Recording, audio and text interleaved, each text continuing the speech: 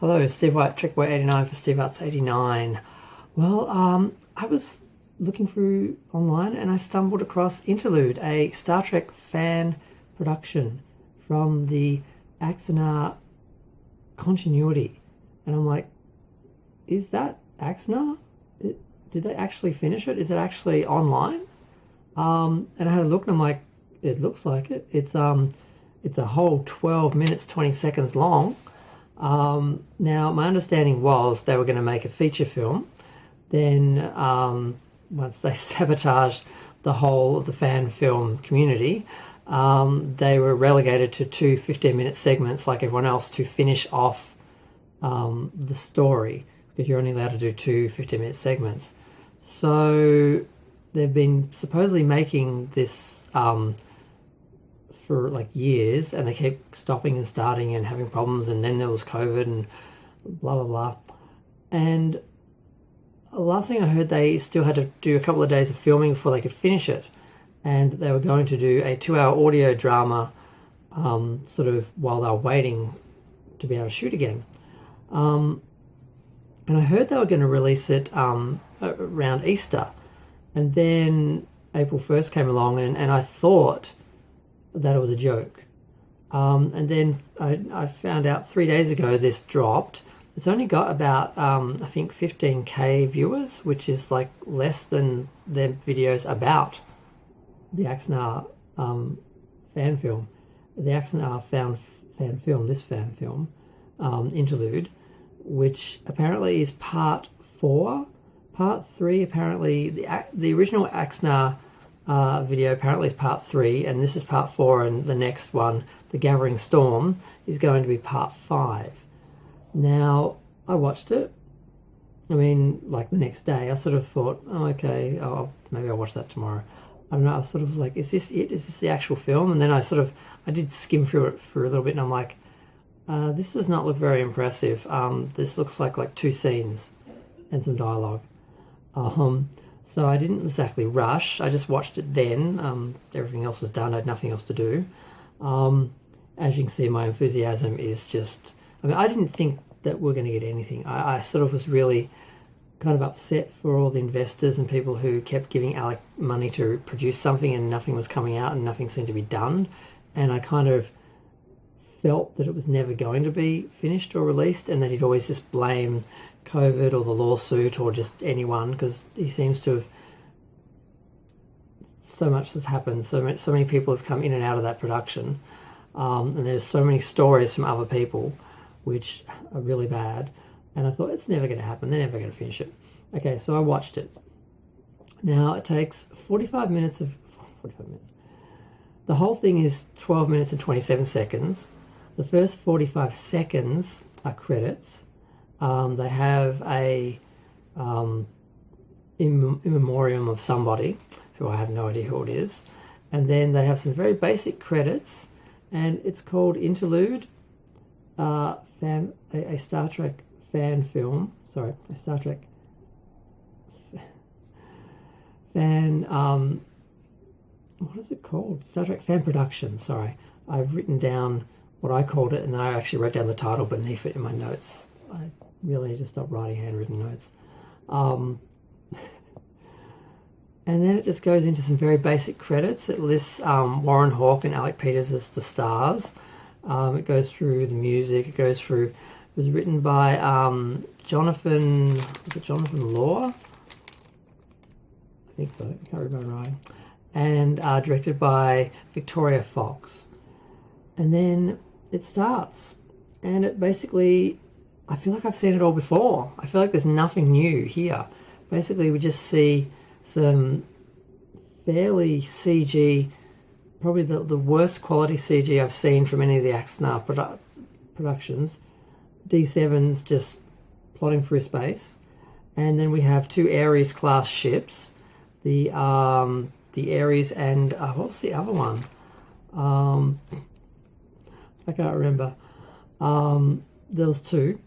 And they're basically just being attacked by the Klingons. And, of course, there's plenty of time for Alec to talk and have dialogue and do a captain's log style sort of speech.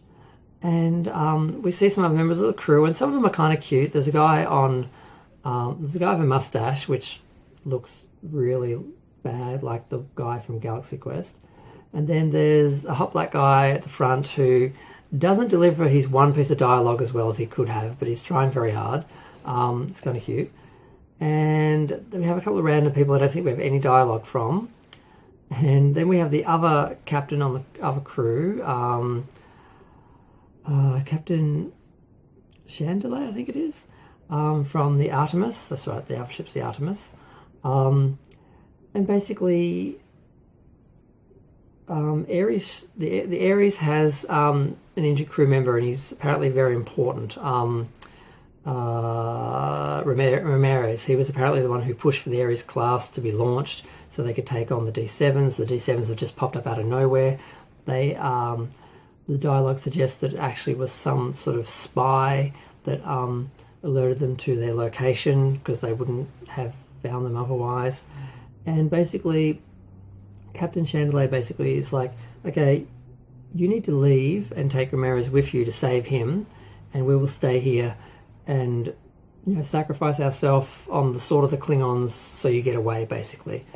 And Alec tries to act as though Garth doesn't want to do this, and then they get some damage and they can't beam, because he suggested beaming Ramirez onto the Artemis so they could get away, but it didn't happen. So they ended up going to Warp 7. The ship goes into battle. They're destroyed. They're being attacked, and they actually set off the antimatter and blow up. And then that takes a whole 6 minutes and 37 seconds. So 5 minutes and 50 seconds is what we get of action.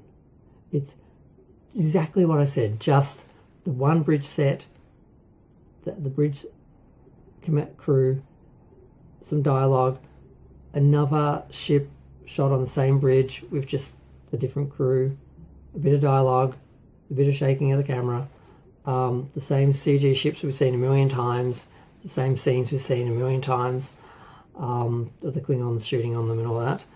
And then we have another, I think it's 3 minutes, of Alec Peters sitting in front of the command console on the bridge on the same set. They don't even use a different set. They don't even put him in a different location. He's just sitting on the same set, talking about loss and how the captain sacrificed himself because he didn't have to think about the crew and the people and the people who they'd be leaving behind because they're just focusing on the mission. And he tries to cry, and the acting isn't good from anybody. Actually, the black captain, the other captain, Chandelier, he's black and he's kind of attractive and does his lines. And yes, it's all about whether they're attractive or not. The white guys aren't. The guy with the mustache is kind of curious. That's about it. There's one girl in the uniform, which I realised when I read the credits that Alec Peters actually designed them. They've got like black sections. They're like the original series uniforms, but with black sections. And they've got like the wide JJ sort of soccer jersey neck with the turtleneck underneath. They don't really work. Had they done just a darker shade and resembled the ones that they had in Beyond, it probably would have worked. But having the black, the contrast is too much. But yeah, so we see a girl in that.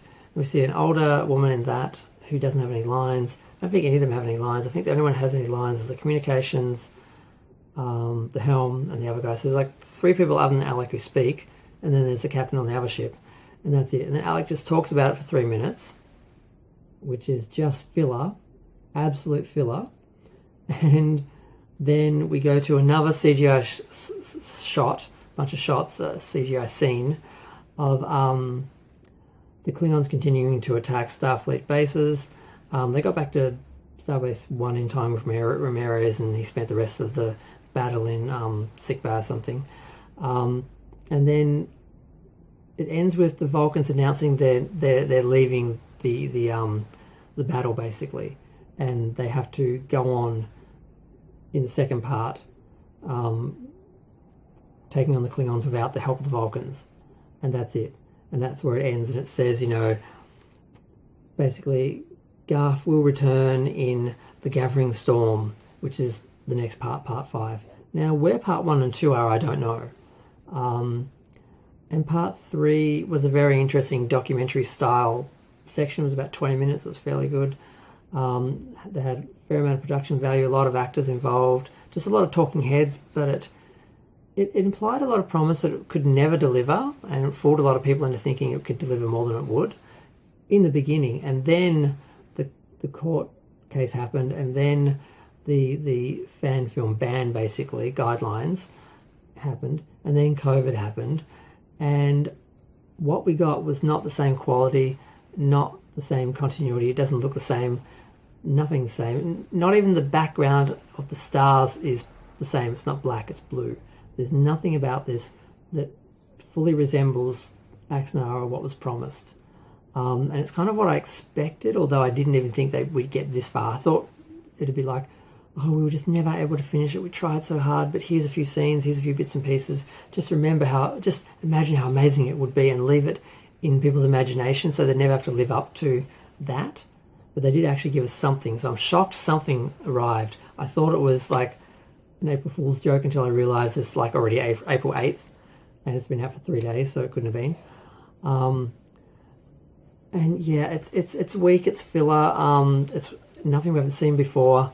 It's just one bridge, 2 crews, some CGI. Oh, there's another, sorry, I forgot. There's one other amazing piece of production value. There's Admiral, Fleet Commandant, Admiral Slater, Slater, I can't remember his name. And of course I can't read my own writing. So there's a shot of this guy in like an Admiral Commander, Commandant like uniform, sitting in front of a window with the Golden Gate Bridge in the background and some shuttles lifting off. And he talks about what the Klingons are like and basically what happened with that battle with the crew returning to space dock and blah blah blah, and that's it. That's the whole film. The one bridge doing the 2 crews, the CGI Klingons, and you don't see on the Klingon bridges at all or anything. You just see the lights go on and off. After the explosion, the ships all have shields. They get sort of knocked asunder, and then they sort of go back into formation and the lights come on, and that's it. And then we have Captain Garth talking in front of the same bridge station on the same set, and then we have this remarkable, window shot with this Commandant talking, just giving us more filler, and that's it. So as you can see, I don't have a very positive review, and I'm not expecting anything from the final part, assuming we actually get it. And I guess since we got this one, I have to stop saying that because he delivered this part, but it's really underwhelming. I'm really disappointed. It's less than anything from the other New Voyages or Phase 2 or continues sort of, or even, I'm not going to name all the others, but there are some other fan films which were decent. They were short, they didn't have real actors, they were sort of fan filmy, but they had something worth watching them for. There's nothing in this. I'm just going to go. Feel free to share, like, comment, subscribe. Let me know what you think of Alex Peters' epic conclusion of the Axanar, trilogy. I'm going to go.